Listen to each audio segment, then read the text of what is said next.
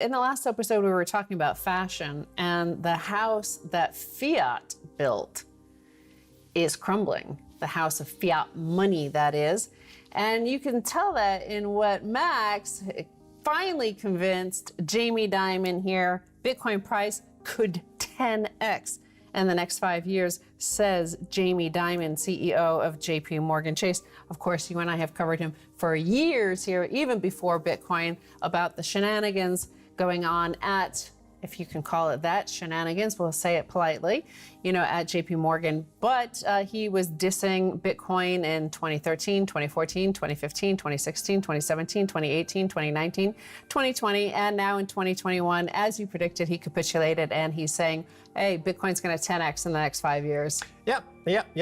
Jamie Dimon was critical of Bitcoin starting when it was at $200 a coin. It's now around $45,000 a coin. It's heading, as he points out, 10x from here. So he's looking for up to 450 to 500,000 a coin. And I've been telling you for years, I had this recurring dream about Jamie Dimon. He would be coming toward me at a deserted mansion in the Hamptons. And for years, he just got closer and closer. And then finally this week, he was in view. He was there on the floor weeping and sobbing and begging forgiveness. And like a good Bitcoiner, I forgive Jamie. And now he's one of us. He's now a Bitcoiner. I said the house that fiat money built is crumbling, and we see that all over the place. We've covered that in the United Kingdom, the gasoline, the petrol prices. All prices are rising across the UK, across Europe, across America, and we're starting to see shortages. A lot of it, the shortages of goods and services are caused by the shortage of workers who don't want to work anymore, but also who haven't been able to be trained because of everything being locked down for nearly 2 years now. We're heading to the second year anyway. One thing I could say about why in this sort of situation we might see Jamie Dimon going towards Bitcoin is that he sees the house of fiat money crumbling, right? And you could see that the Fed speak, how you have Fed speak that's obfuscating all their money printing and the covering up of the crimes. Well, it's starting to meet pleb speak. So here's one thing that why Jamie Dimon might want some unconfiscatable wealth is the mood, the mindset. We're always talking about the mindset, the inflationary mindset. Well, part of that is this sort of headline: Berlin votes to target corporate landlords, socialize 250,000 apartments. This was a non-binding vote, but it shows you the mood of the people. About 60% of Berlin voted to basically seize 250,000 apartments from big corporate landlords, those who owned more than 3,000 apartments. They voted non-binding, but that they wanted to seize these properties and socialize them, give them to the people. Right, as you mentioned, Bitcoin is unconfiscatable. Imagine if Marie Antoinette had Bitcoin. She may have not lost her head, and that's what Jamie Dimon's thinking about right now. But the people in Berlin are facing this huge confiscation of property. Property can be confiscated. Gold can be confiscated. Silver can be confiscated. All the money at your bank can be confiscated. All these things have been, are, and will be confiscated. There's only one asset guaranteed to increase purchasing power over time that's unconfiscatable, and that's Bitcoin. And it's great for people who just want to get some wealth for the first time in their lives, like the folks in El Salvador who are putting away 10, 20 bucks at a time. This is the first time they've had unconfiscatable hard money.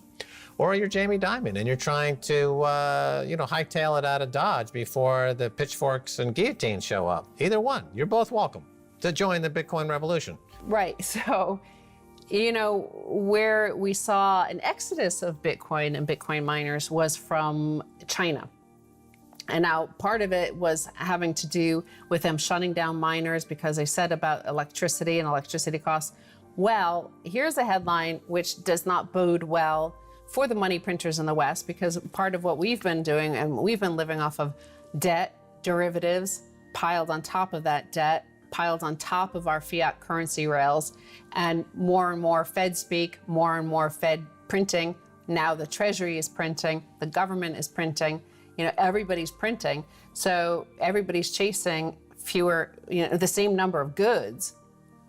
But the goods are now shrinking in supply too because of energy prices. Suppliers in China for Apple, Tesla, Intel, Nvidia, Qualcomm, NXP, Infineon, ASE forced to halt production amid energy crackdown.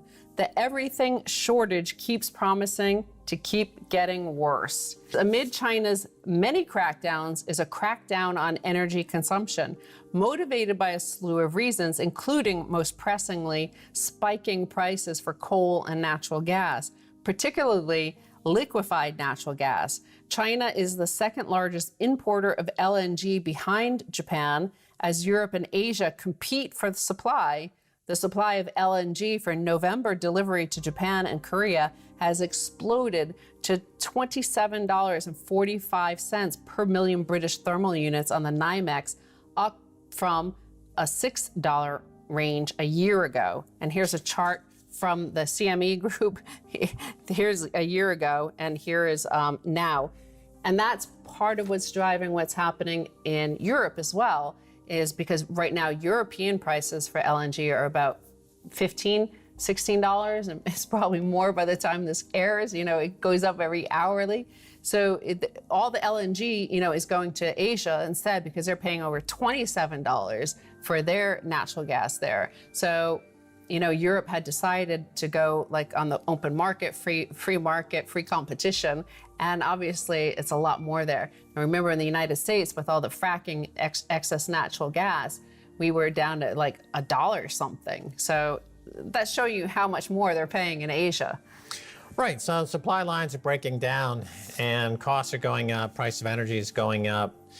This has something to do, let's call it inertia, right? So inertia, the law of inertia, things that rest at a stop tend to rest at a stop. Things in motion tend to be in motion, continue in motion.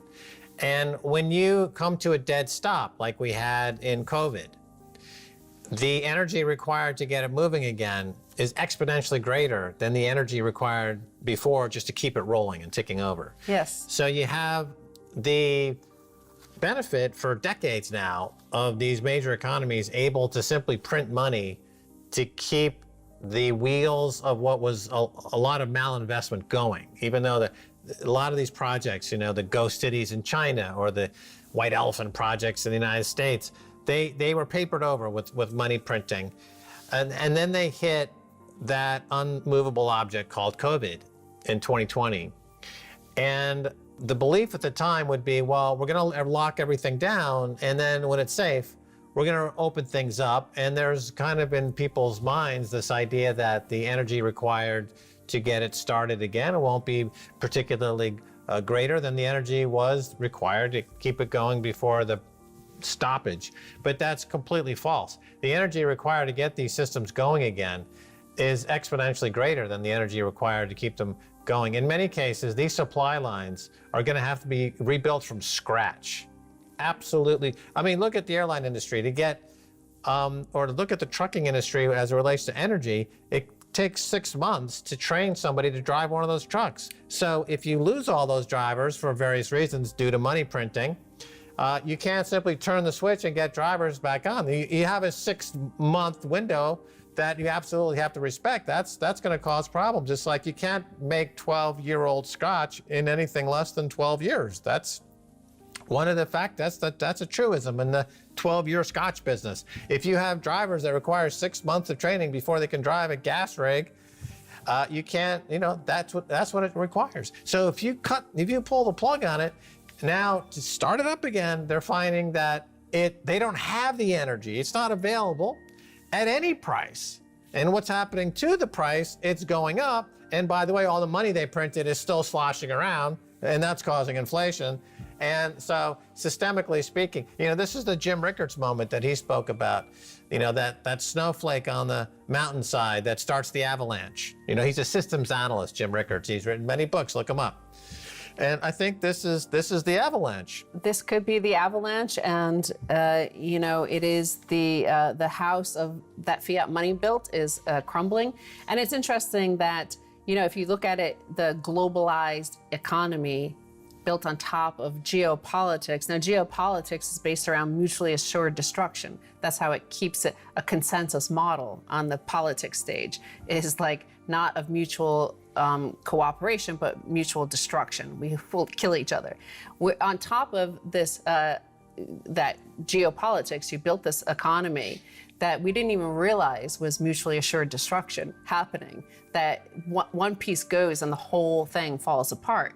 I mean, it's kind of tied to what Warren Buffett said about the weapons of mass financial destruction that are, is the spaghetti tying all of this globalized system together. And now we're seeing that because of COVID and the supply chain disruptions and the disruptions to the education system, not only for children and young people, but also for universities and for the sort of schools and training programs that teach the plumbers, the people who maintain the electric grid, or the people who maintain the supply grid, the logistics grid. If those new people aren't coming online because they haven't been trained for the last year and a half, we're nearing 2 years now. What are you going to do? Some people say, let's go to India, right? Well, India's massive fleet of coal plants are running dangerously low on stockpiles, which may force the nation to buy expensive shipments of the fuel or else risk blackouts. They may have to buy expensive shipments of the fuel. As we just covered, China is also out there trying to find expensive shipments, and Japan. So everybody's racing to get some of these, there's panic buying on the nation state level. And the next panic buying will be of Bitcoin. Right. Well, the incentives in the traditional economy are not well organized because economics is a social science and not a hard science like physics or chemistry. But Bitcoin is the hard science of money. It is the first time you have algorithmic, mathematically pristine and perfect money. That's the first time in history. And that's why all of this cash sloshing around the system, and there's hundreds of trillions of dollars, it's going to all find its way into Bitcoin. And that's how you get to well over $10 million of Bitcoin.